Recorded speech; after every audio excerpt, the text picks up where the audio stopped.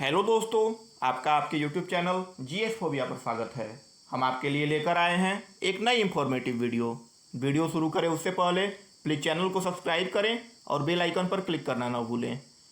दोस्तों, 18वीं लोकसभा के लिए मतदान प्रक्रिया संपन्न हो चुकी है और 4 जून यानी कल ईवीएम के मतों की गणना होगी। मतगणना के नतीजों को लेकर पार्टियों और उसके उम्मीदवारों के दिल की धड़कनें तेज हो चुकी होंगी। आप भी यह जानने के लिए उत्सुक होंगे कि आपके मतदान के क्या नतीजे सामने आते हैं। अक्सर सभी लोग मतदान के बाद मतगणना के नतीजों का बेसब्री से इंतजार तो करते हैं, लेकिन वे मतदान से लेकर मतगणना के नतीजे घोषित होने तक की पूरी प्रक्रिया से अनभिज्ञ होते हैं। आइए हम आपको इसकी एक एक जानकारी देते हैं।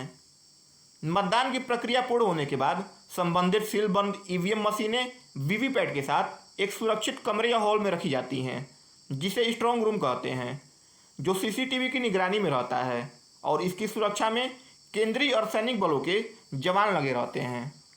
चुनाव आयोग द्वारा पहले ही मतदान तिथियों के साथ मतगणना की तिथि तय कर दी गई होती है। मतगणना कहाँ होगी, इसका चयन रिटर्निंग ऑफिसर द्वारा किया जाता है। जनप्रतिनिधित्व अधिनियम 1951 की धारा 128 और 129 के अनुसार मतगणना में लगे अधिकारियों और कर्मचारियों की सूचनाएं गुप्त रखी जाएंगी। मतगणना कर्मियों को मतगणना के दिन ही सुबह टेबल अलॉट किए जाते हैं ताकि निष्पक्षता बनी रहे। मतगणना स्थल पर लोकसभा चुनाव के लिए 14 टेबल लगाए जाते हैं जो आमने सामने रहते हैं, जबकि एक टेबल रिटर्निंग ऑफिसर के लिए लगाया जाता है। 14 टेबलों में से प्रत्येक पर एक एक असिस्टेंट और सुपरवाइजर होते हैं। मतगणना स्थल को चारों तरफ से बैरिकेडिंग से घेर दिया जाता है, जिसकी दूसरी ओर पार्टियों के प्रत्याशी, इलेक्शन एजेंट, काउंटिंग एजेंट खड़े होकर पूरी प्रक्रिया की निगरानी करते हैं। मतगणना राउंड वाइज होती है। एक राउंड में मात्र 14 ईवीएम मशीनों के मतों की गिनती होती है। राउंड की संख्या मतदान क्षेत्र की संख्या के अनुसार 100 से अधिक भी हो सकती है। पहले राउंड में इलेक्ट्रॉनिकली ट्रांसमिटेड पोस्टल बैलेट और पोस्टल बैलेट की गणना होती है। इसमें उन सर्विस वोटरों का मत दर्ज होता है जिनकी ड्यूटी चुनाव प्रक्रिया में लगी होती है। पोस्टल बैलेट की गणना के आधे घंटे बाद से ईवीएम में दर्ज मतों की गिनती प्रारंभ होती है। प्रत्येक राउंड से पूर्व स्ट्रांग रूम से 14 ईवीएम मतगणना स्थल पर लाई जाती हैं।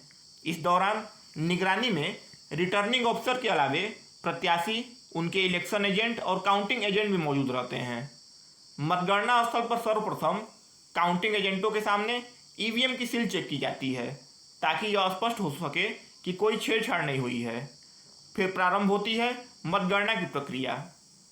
टेबलों पर मौजूद असिस्टेंट द्वारा ईवीएम के कंट्रोल यूनिट के बैलेट बटन के ऊपर के कवर को हटाया जाता है, जिसके नीचे 4 बटन होते हैं: close button, result button, print button और क्लियर बटन।